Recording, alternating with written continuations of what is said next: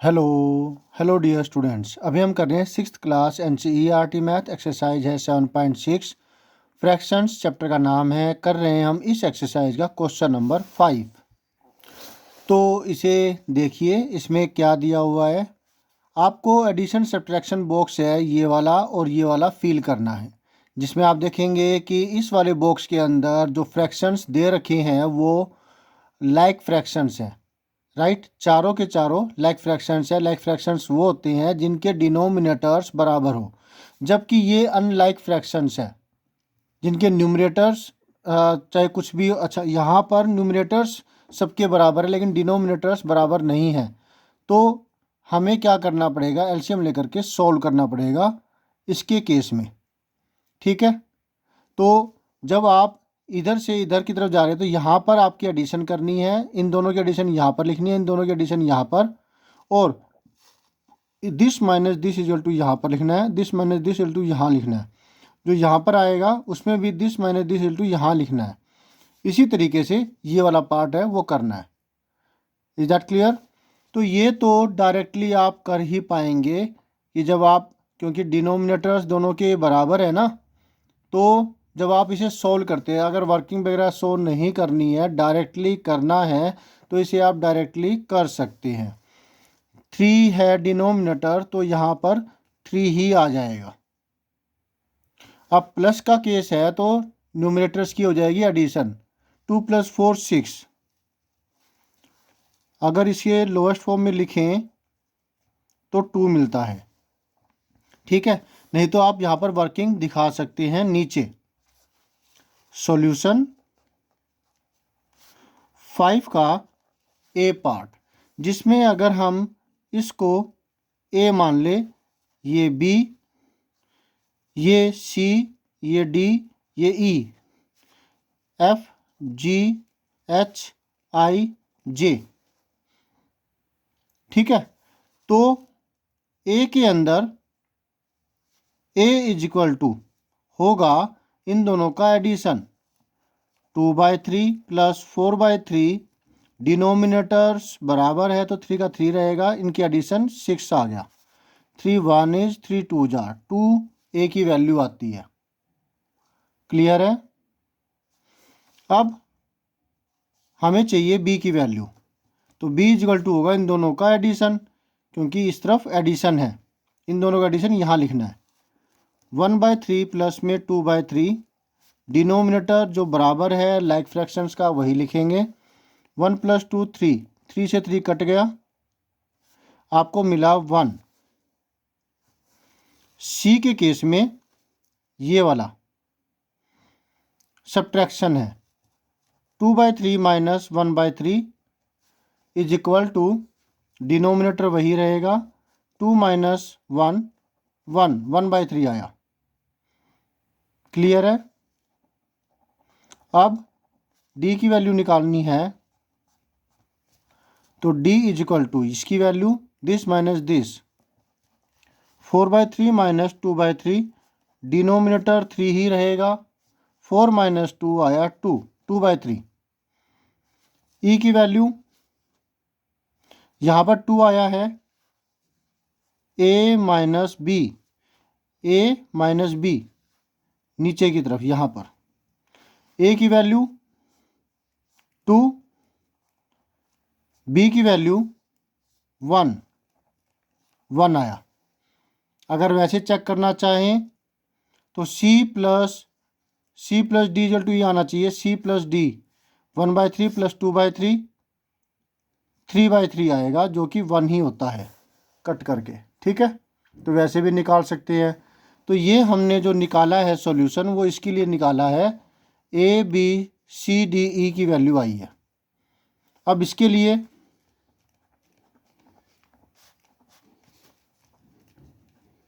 Solution B, इसके लिए वैसे ही करेंगे, लेकिन हमें इनमें डिनोमिनेटर्स बराबर करने होंगे, फ्रैक्शंस को लाइक में लाइक फ्रैक्शंस में कन्वर्ट करना पड़ेगा।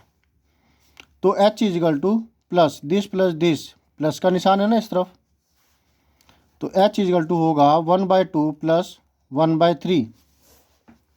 अब क्योंकि इसके अंदर करना है हमें एडिशन, डिनोमिनेटर्स बराबर करनी होंगी, तो 2 और 3 का एलसीएम 6 होगा।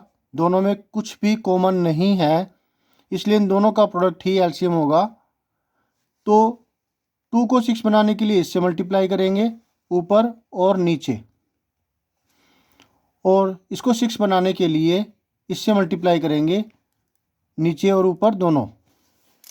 ठीक है, आपको मिला 3 बाय में 2 3 6 प्लस 2/6 5/6 आ गया।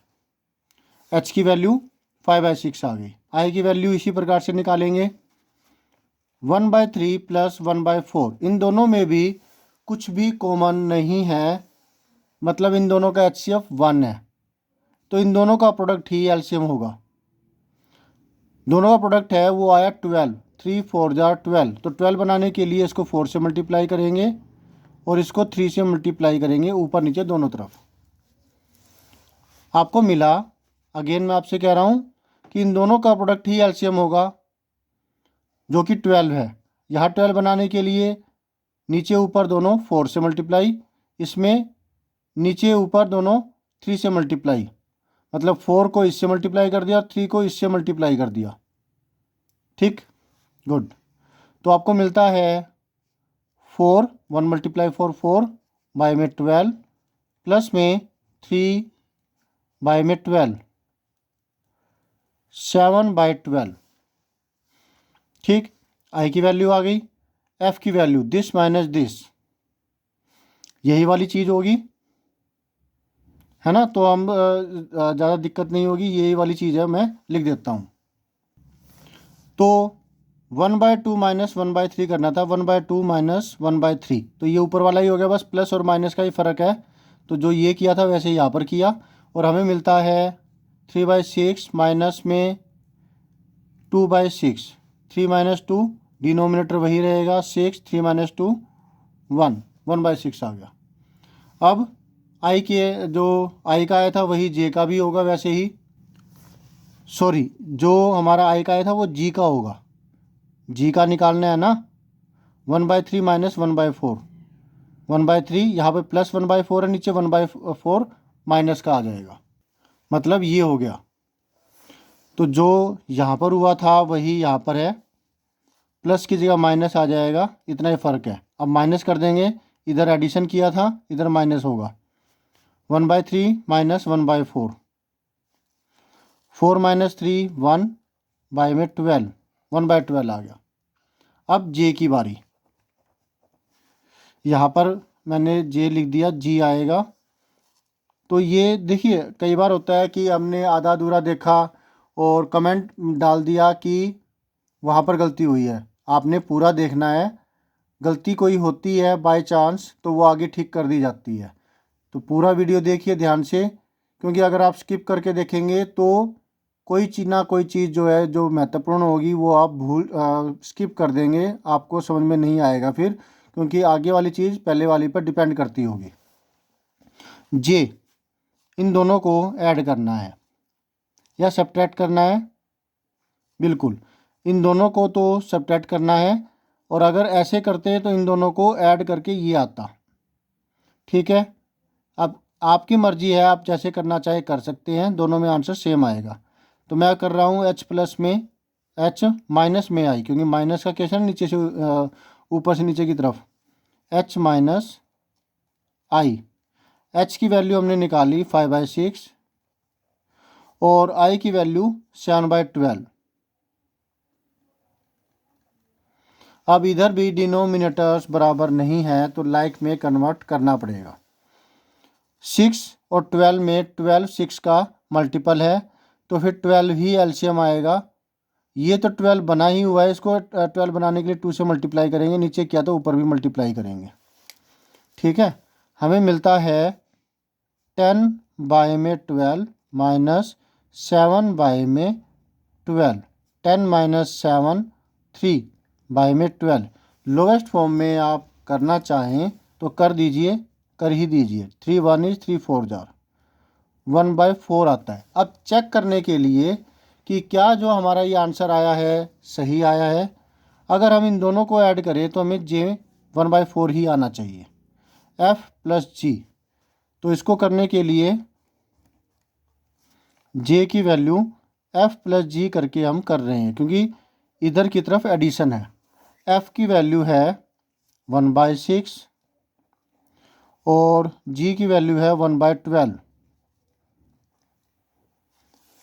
तो फिर से 6 और 12 का एलसीएम 12 ही होगा, क्योंकि 12 6 का मल्टीपल है। तो 2 से नीचे और ऊपर मल्टीप्लाई किया, यहाँ पर मिला 2 और यहाँ पर 1 है। 2 + 1 3, 3/12। तो इधर भी 3/12 ही आ रहा है, 1/4 राइट। 1/4 इसमें भी आ रहा है, तो इसका मतलब हमारा आंसर सही है। तो ये टोटल सॉल्यूशन है वो हो गया। याद रखिएगा, इधर से इधर की तरफ एडिशन करनी है, इधर से नीचे की तरफ सब्ट्रैक्शन करनी है। इसके अंदर सारे लाइक फ्रैक्शंस है और इसके अंदर अनलाइक फ्रैक्शंस है, तो उनको पहले लाइक फ्रैक्शंस करना पड़ेगा। और याद रखिएगा कि जब कभी दोनों के दोनों को प्राइम नंबर्स है, मतलब दोनों में HCF 1 है, मतलब दोनों में कुछ भी कॉमन नहीं है, तो उस केस में उन दोनों का प्रोडक्ट ही एलसीएम होता है। तो इसके केस में 6 आया, इसके केस में 12 आया। अब जब कभी एक नंबर दूसरे का मल्टीपल हो, तो जो मल्टीपल होगा वही एलसीएम होता है। तो जैसे यहाँ पर केस था, इसके केस में 6 और 12 के केस में 12 6 का मल्टीपल है, जिसकी वजह से एलसीएम 12 बना। तो ये तो 12 था ही, इसको 12 बना दिया, नीचे डिनोमिनेटर में 6 × 2 करके नीचे किया, 2 से तो ऊपर भी। तो ये कुछ फैक्ट्स होते हैं, कुछ टिप्स होते हैं, तो वो आप ध्यान में रखेंगे तो आपके लिए फ़ायदेमंद होगा। तो ज़्यादा से ज़्यादा आपको प्रैक्टिस करनी है। तो होप सो आपको अच्छे से सारा समझ में आ गया है, ठीक है। तो आपने क्या करना है, आपने करना है वीडियो को लाइक करना है, चैनल को सब्सक्राइब अगर अब तक नहीं किया तो प्लीज़ कर दीजिए, और अगर कर दिया तो thank you very much. Share कीजिए अपने दोस्तों से ताकि वो भी इससे फ़ायदा ले सके, और बेल आइकन बटन को दबाना मत भूलिएगा, साथ साथ ऑल पर भी क्लिक कर दीजिएगा ताकि आपको लेटेस्ट अपडेट मिलती रहे। तो thank you students for watching your on video. मिलते हैं नेक्स्ट वीडियो में, जिसमें हम करेंगे नेक्स्ट कोई solution. Always have a great time, bye.